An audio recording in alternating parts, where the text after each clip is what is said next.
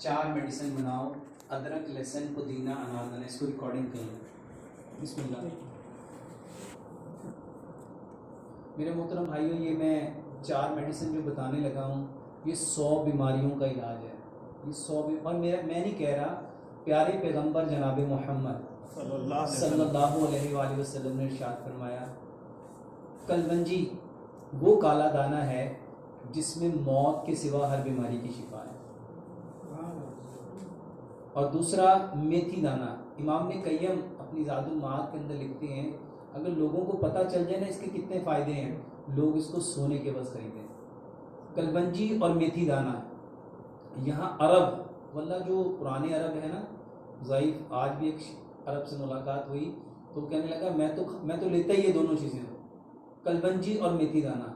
अल्हम्दुलिल्लाह पूरी दुनिया में कोई लाख 2 लाख नहीं, कई करोड़ इंसानों को अल्हम्दुलिल्लाह अल्लाह ताला की तौफीक से इस पे लगा दिया। कलवंजी और मेथी दाना, इसकी आदत बनाओ और इस नियत से लोगों के प्यारे पैगंबर जनाब मोहम्मद, भाई साहब इधर बैठे जरा प्लीज, पीछे नजर नहीं आ रहे। नबी सल्लल्लाहु अलैहि वसल्लम ने फरमाया इसमें मौत के सिवा हर बीमारी की शिफा है। तो 100 ग्राम कलवंजी लो, 100 ग्राम मेथी दाना लो। मेथी दाना लेना है, मेथरे नहीं लेने, दोनों को मिक्स कर लो। रात को 4 गिलास पानी लो, 3 चाय के चम्मच कलवंजी मेथी दाना डालो, 3 चम्मच उसमें लेमन मिलाओ। और अगर शुगर है तो फिर गुड़ ना मिलाओ, अगर शुगर नहीं है तो बीच में गुड़ मिला लो। इसको अच्छी तरह एक दफ़ा उबाल के मिट्टी के बर्तन में इसको छोड़ दो, मिट्टी के जग में, मिट्टी की हांडी में उबालो और मिट्टी के जग में छोड़ दो। 1.25 गिलास सुबह, 1.25 दोपहर, 1.25 शाम। मेरे मोहतरम भाइयों, ये इस्तेमाल करो, ये हर बीमारी का इलाज है, ये कैंसर का बेहतरीन इलाज है। दूसरे नंबर पे अदरक, लहसुन, पुदीना, अनारदाना, ये चारों चीजें बराबर मिकदार में लो। हस्बे जायका इसमें सब्ज मिर्च मिलाओ, इसकी चटनी बनाओ। हर खाने के साथ 2 चम्मच, सुबह भी और दोपहर भी। और इसके साथ 10 किस्म की सब्जियां लो। गाजर है, मूली है, शलजम है, खीरा है, प्याज है, टमाटर है, बंद गोभी है, सलाद के पत्ते हैं, लाल मूली है, सब्ज धनिया है, पुदीना है। और अगर शुगर है तो फिर चुकंदर ना लो, अगर शुगर नहीं है फिर साथ इसमें चुकंदर भी डाल लो। 1.5 पाव सलाद बनाओ, सुबह भी लो और दोपहर भी। 1.5 पाव सलाद इसके साथ खाओ।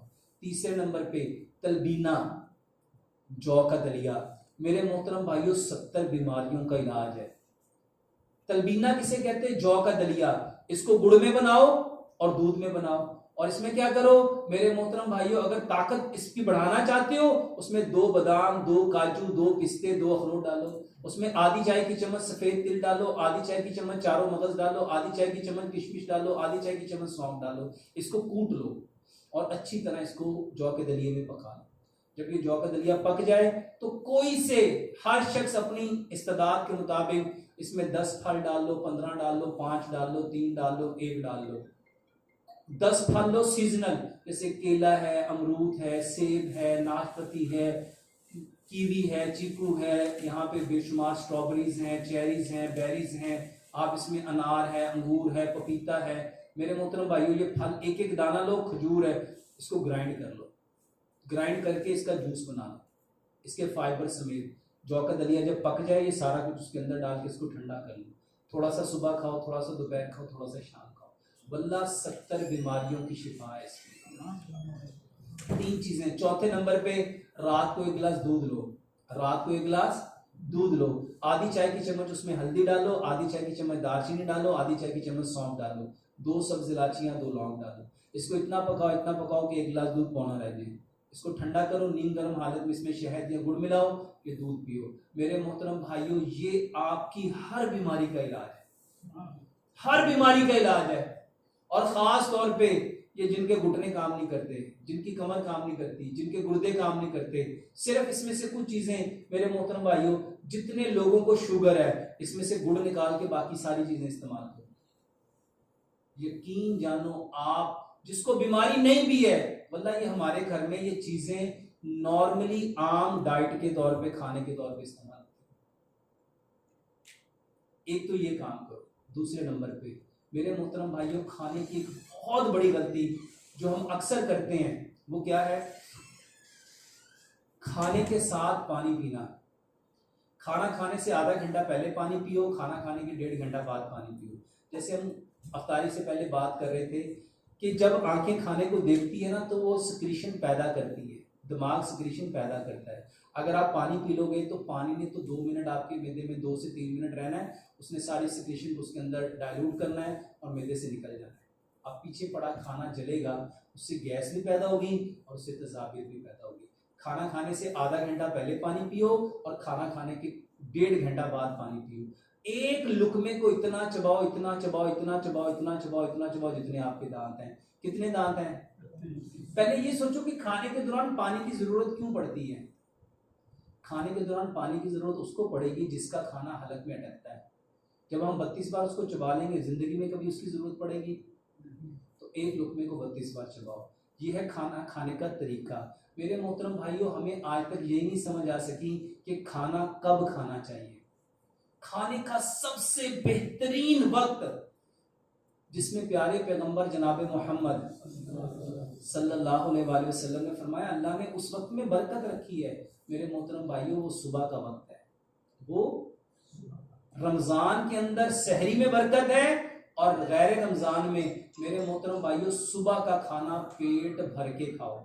सुबह का खाना 60% लो, दोपहर का खाना 30% लो और शाम का खाना मगरिब से कम आधा पौना घंटा पहले 10%।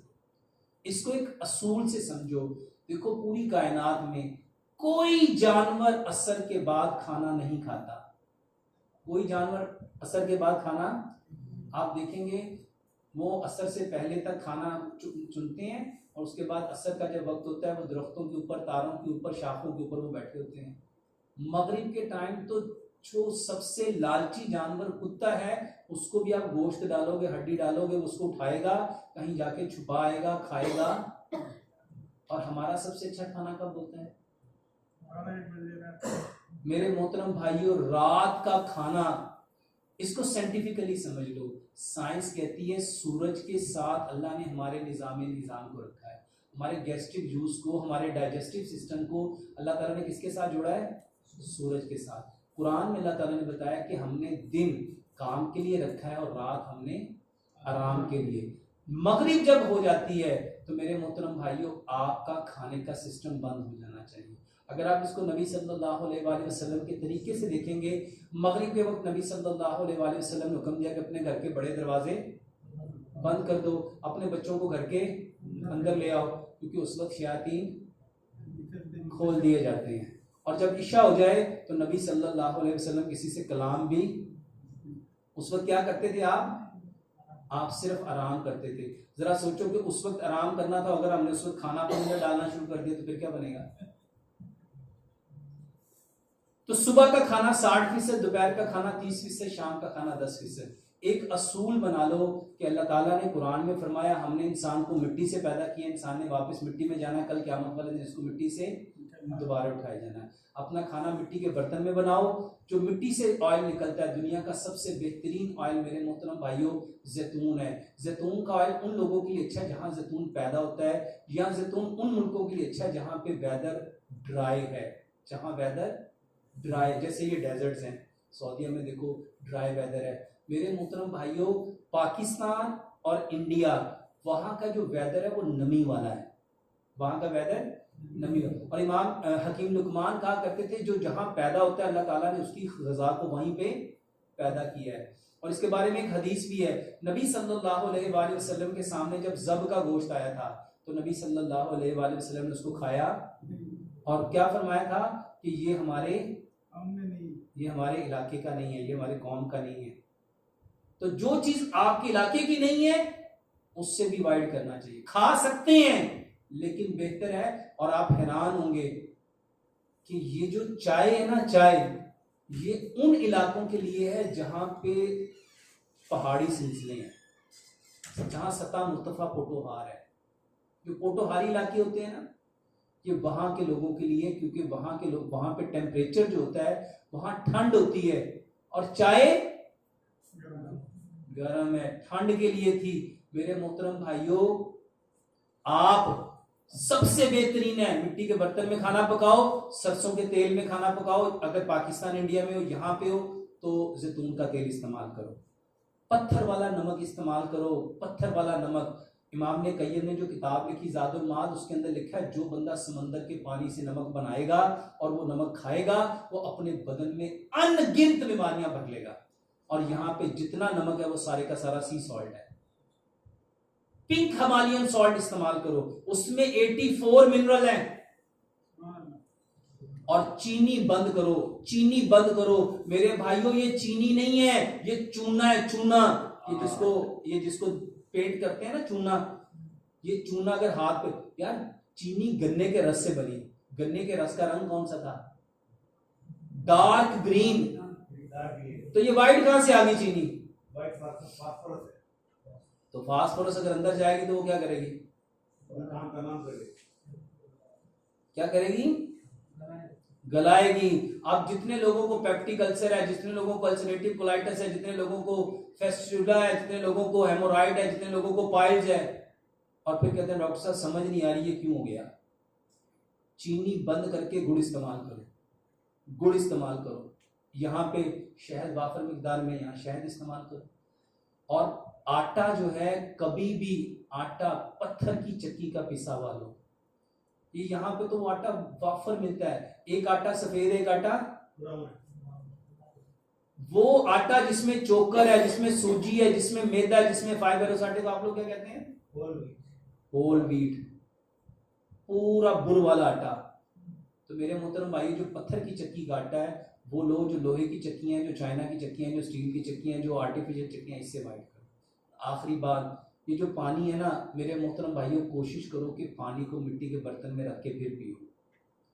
पानी को मिट्टी के बर्तन में रखें, क्योंकि जो चीज़ जहाँ रात गुजार देती है ना, वहाँ के गुण लेके आती है, वहाँ के असरात लेके आती है। तो जो पानी मिट्टी के बर्तन में रहेगा उसके अंदर सारी की सारी पानी प्रॉपर्टी, उसका पीएच भी बदल जाएगा, उसका टीडीएस भी बदल जाएगा। और एक लुकमे को मेरे मोहतरम भाइयों 32 बार चबाओ। और दांतों की अक्सर बीमारियां, यहाँ सऊदीया में तो मैं हैरान हूँ कि यहाँ पे इतने मैंने वो ग्रॉसरी की शॉप नहीं देखी जितनी यहाँ दांतों के सेंटर देखे हैं।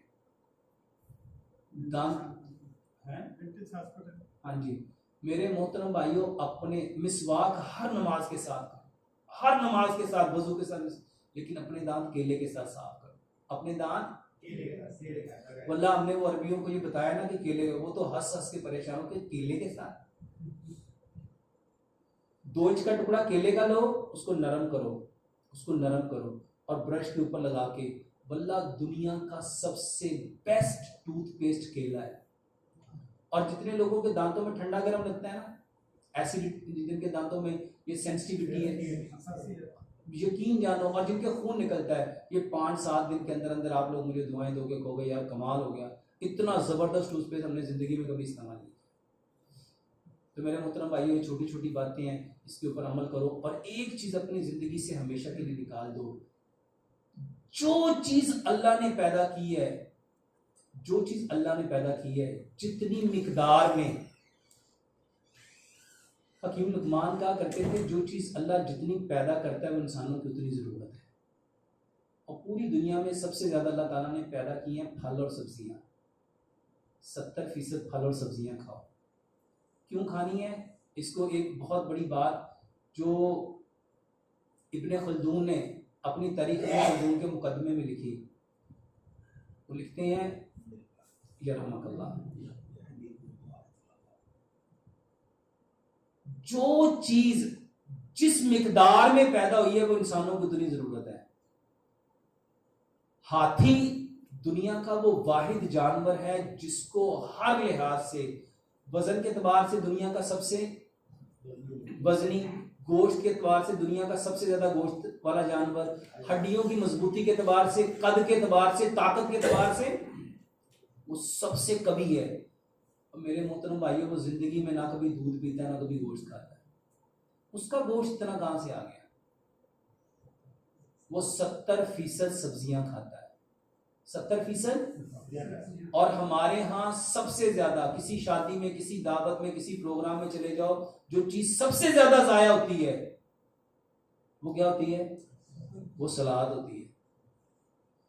दुनिया की बेहतरीन नेमत सलाद है। 70% मेरे मोहतरम भाइयों फल और सब्जियां खाओ, 20% अजनास खाओ, 20% अजनास खाओ, अजनास में गंदुम है, चावल है, चने हैं, दालें हैं, जौ है, बाजरा है, जवार है, मकई है और आपके सारे मसाले हैं।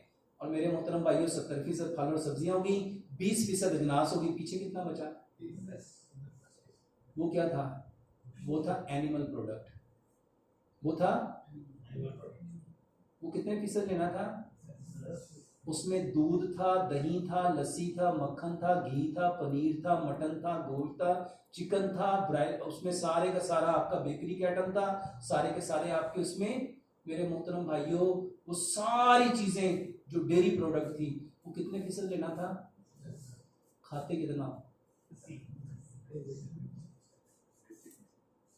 और इसीलिए ये जितने लोगों को ब्लॉकेज हुई है, ये जितने लोग आज 70% लोगों को दिल की बीमारी है, वजह जो 10% खाना था वो 70% बल्कि 80% खा रहे हैं, और जो 70% खाना था वो खा ही नहीं रहे।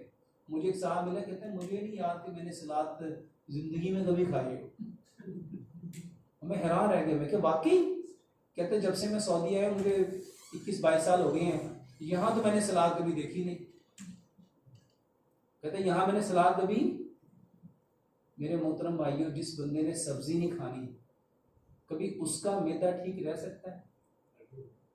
उसके हाथ पांव से जलन नहीं निकलेगी तो क्या निकलेगा? और सब्जी इंसान को सरसब्ज करती है, सब्जी इंसान को सरसब्ज करती है। और ये जो चीरने फाड़ने वाला ये गोश्त खाओगे तो वो आपको क्या करेगा? मेरे मोहतरम भाइयों ये 10% जरूरत थी। और आप ना अगर नबी सल्लल्लाहु अलैहि वसल्लम की जिंदगी को देखें, हजरत आयशा रजी अल्लाह तआला की सही हदीस है कि हमारे यहाँ 3-3 महीने चूल्हा। अच्छा, क्या चूल्हे के बगैर भी गोश्त पक सकता है? लेकिन इसका मतलब है कि गोश्त तो फिर उनके यहाँ पका ही नहीं। तो वो क्या खाते थे? मेरे मोहतरम भाइयों नबी सल्लल्लाहु अलैहि वसल्लम की जिंदगी में खैर है, नबी सल्लल्लाहु अलैहि वसल्लम की जिंदगी में हमारे लिए हर परेशानी का इलाज है। अब भाई सवाल करना चाहता तो कर सकते।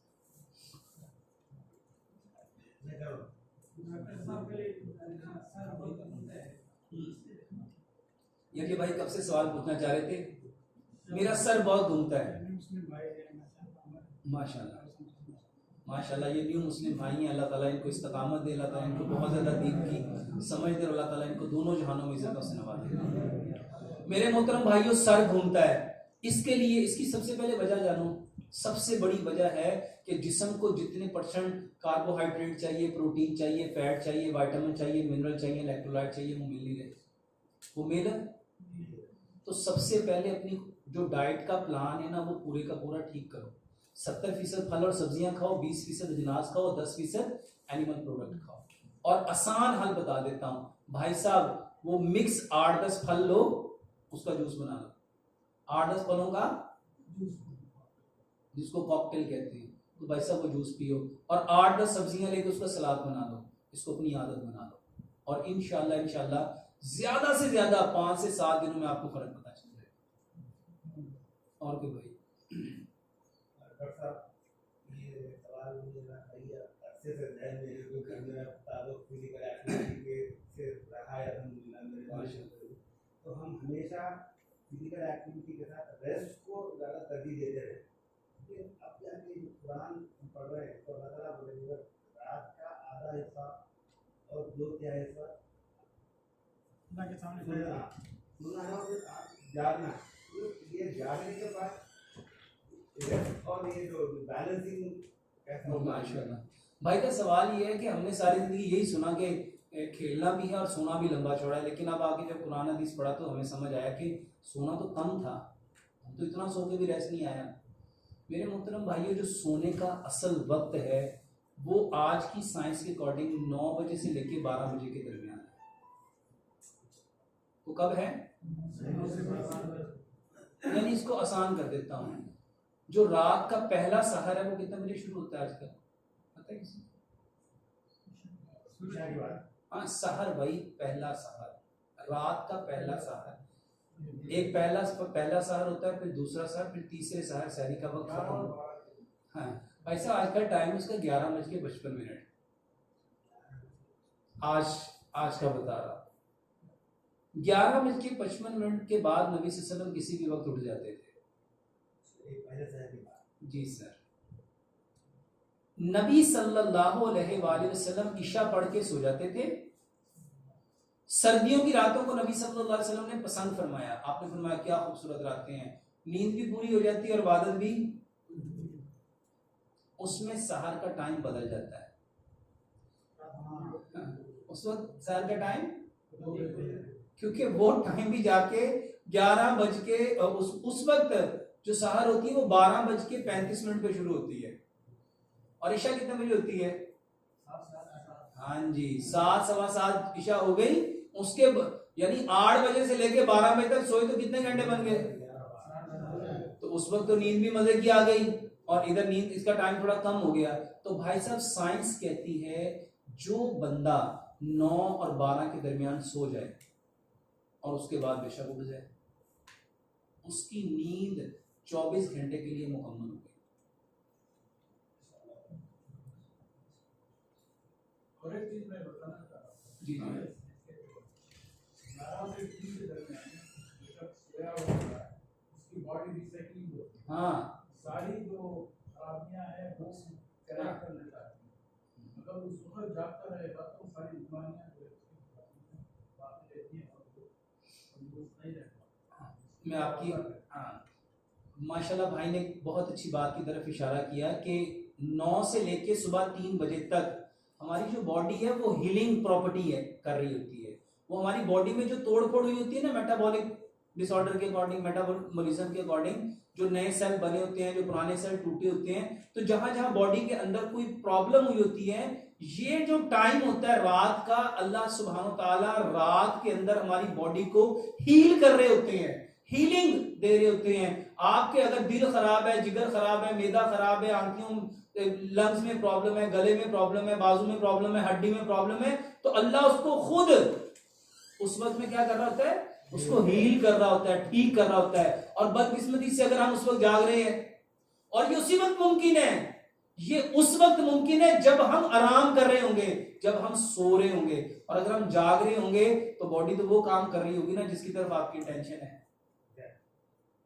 तो इसलिए रात का सोना, और मेरे मोहतरम भाइयों ये जो आर्टिफिशियल लाइट्स बनाई गई है ना, ये सबसे ज्यादा दिमाग खराब करती हैं। और जितने साइकोलॉजिकल प्रॉब्लम्स हो रहे हैं, नफ्सियाती जो मसाइल हो रहे हैं, उसकी सबसे बड़ी वजह ये मसनूई रात, जो मसनूई दिन पैदा किया गया है ना इन रोशनियों के।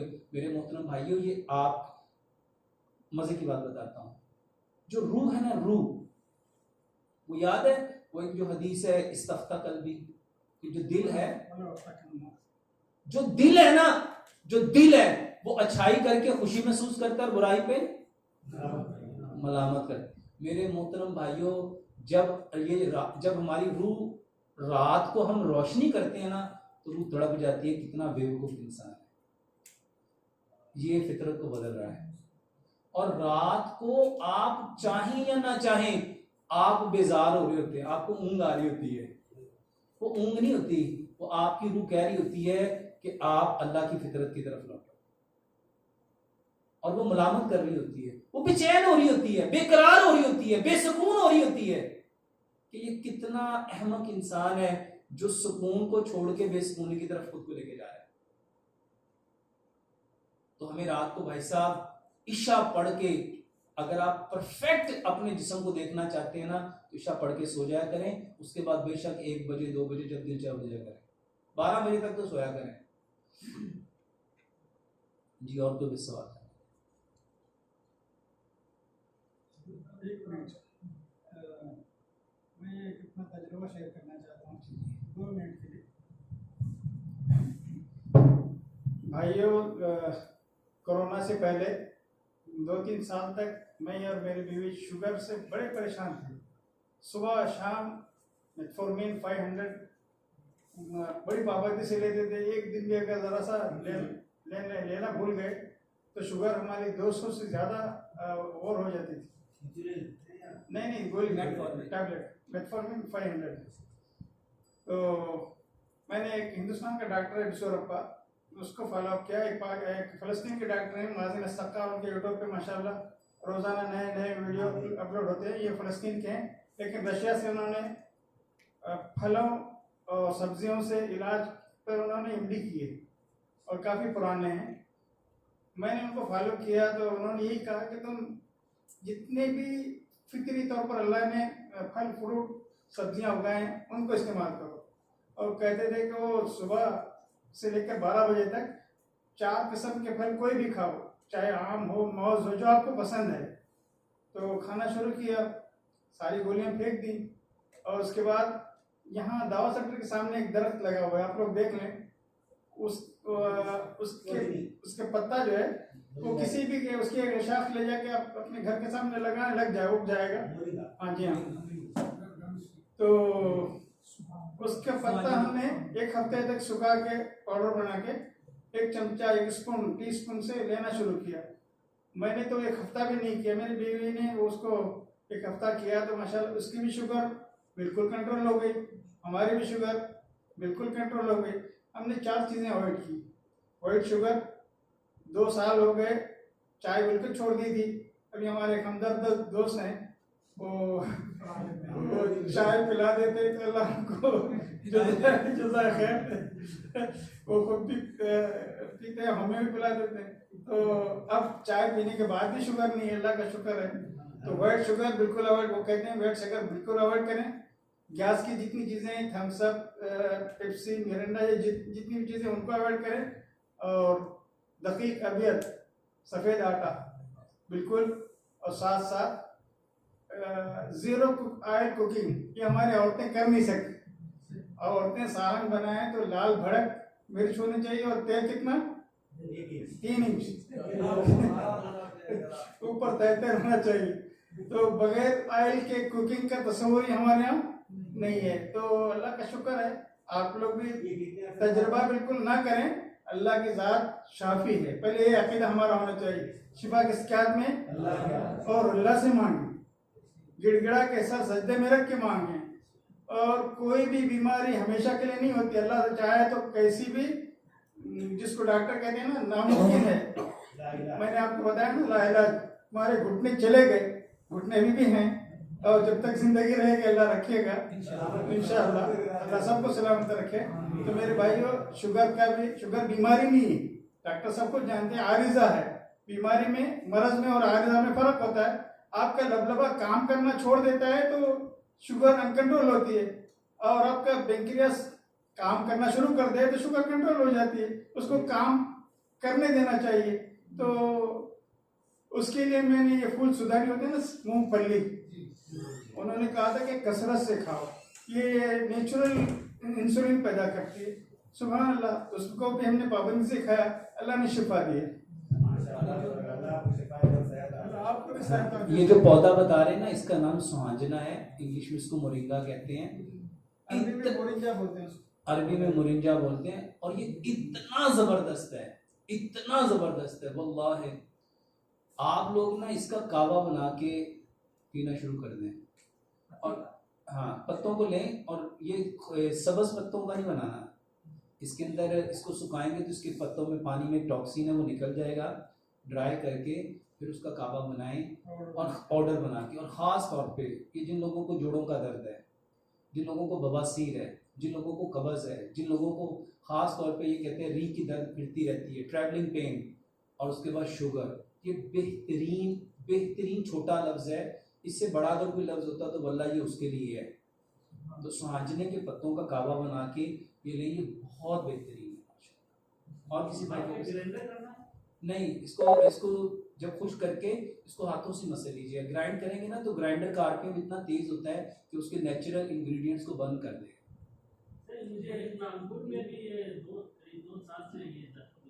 नाखून के अंदर है फंगस, हाँ फंगस है। इसका आसान सा हल है, वो दूध में आधी चाय की चम्मच हल्दी, आधी चाय की चम्मच दालचीनी, आधी चाय की चम्मच सौंफ, 2 सब्ज इलायचियां, 2 लौंग, ज्यादा से ज्यादा 5 से 7 दिन रात को पियोगे, ये ठीक हो जाएगा इंशाल्लाह। नान भाई साहब ये करो, डॉक्टरों के पास तो निकालने के अलावा कोई काम नहीं है, वो डालेंगे या निकालेंगे, डालेंगे या निकालेंगे।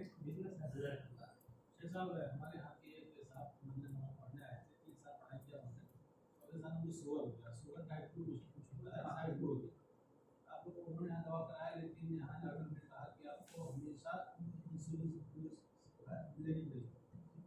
चलेंगे, मीडिया में इलाज चल रहा है, ये भी चीज़ नहीं।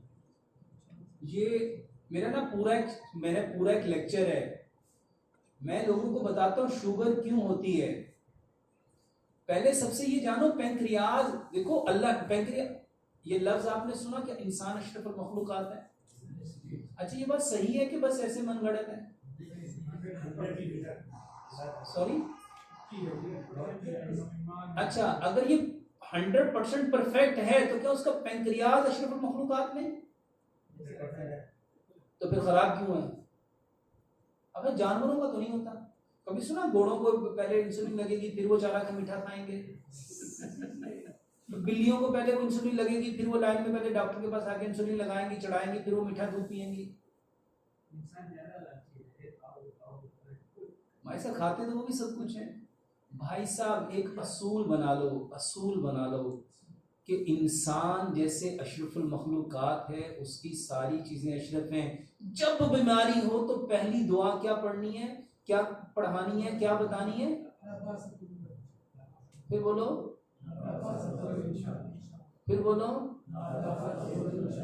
ये एक मेडिकल थीसिस आपको बताने लगा हूं। इंफॉर्मेशन जितनी स्ट्रांग होगी आपकी पर्सनैलिटी उतनी जबरदस्त बनेगी। और देखो, इनको जब मेटफॉर्मिन इन्होंने खाने को शुरू की ना, डॉक्टरों ने कहा भाई साहब इसके बगैर गुजारा नहीं है।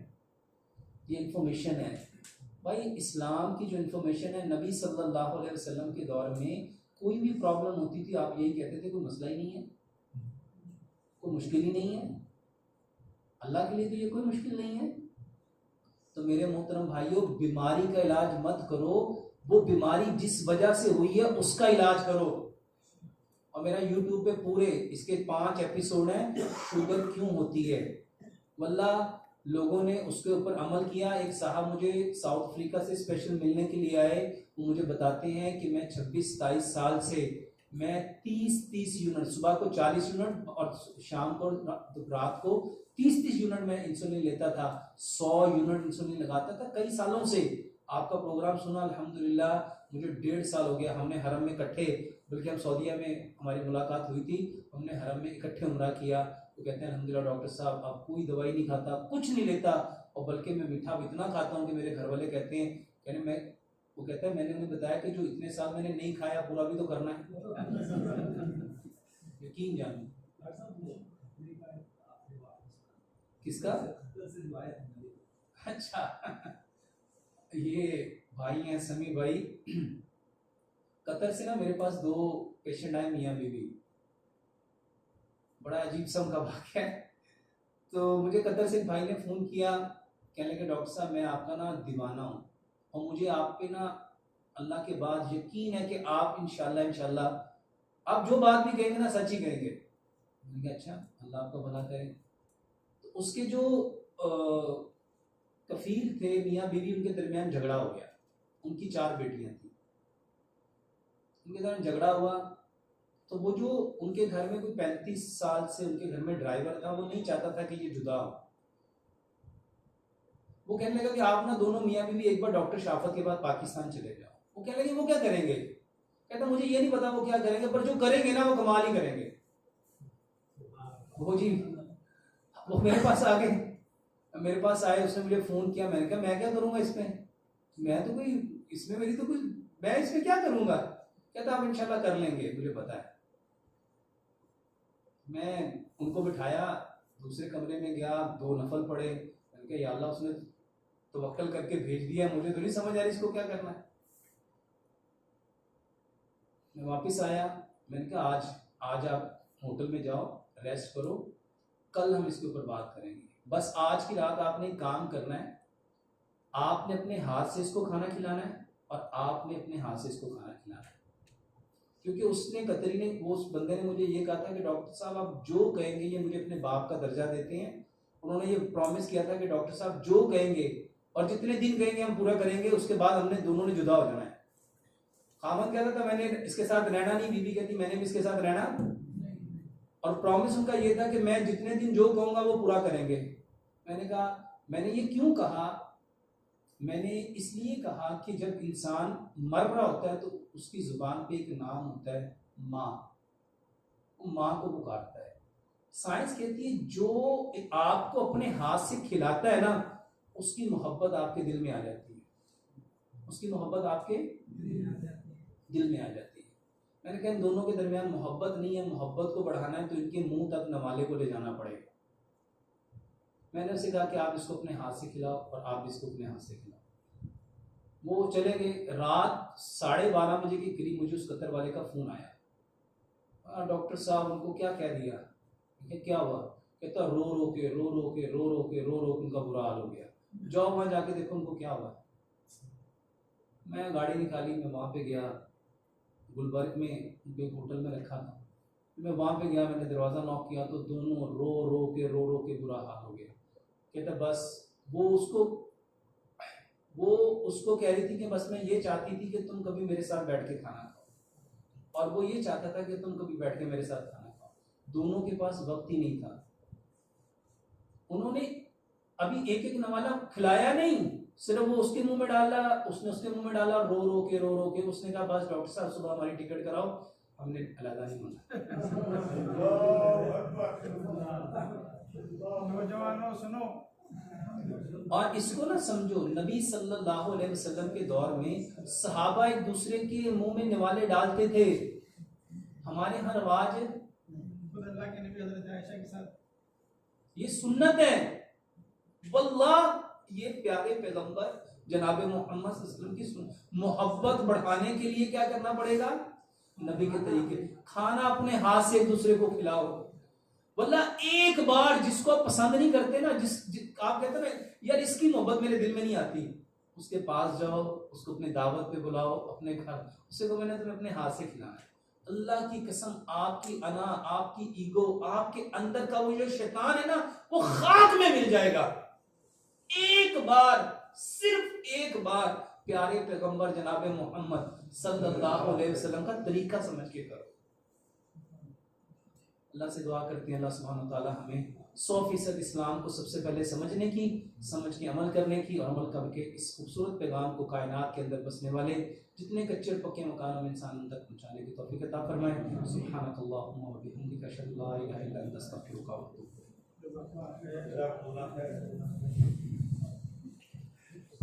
2 मिनट बैठे मेरे भाई, अल्लाह आपको जज़ाए खैर दे। डॉक्टर साहब ने हमारी दावत पर लब्बैक कहा और पहुँच गए। हमारी तमन्ना तो ये थी कि असर के फ़ौरन बाद प्रोग्राम शुरू हो, लेकिन अल्लाह को मंजूर यही था, ताख़ीर से आए सही, लेकिन मगरिब के बाद भी लोग माशाल्लाह बैठे रहे। अल्लाह